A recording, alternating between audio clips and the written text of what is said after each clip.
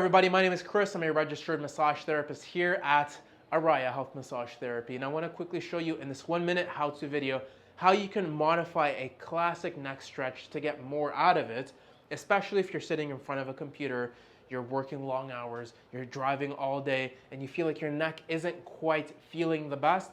This is an amazing modification.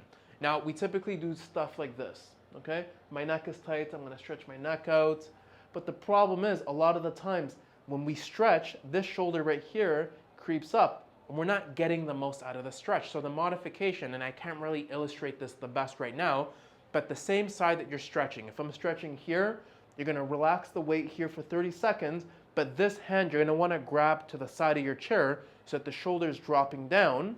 So you're actively pulling down and grabbing something with this hand, and this hand on the opposite side is stretching, and you're gonna feel a much more effective stretch on that same side. What you do to one side, you can do to the opposite side.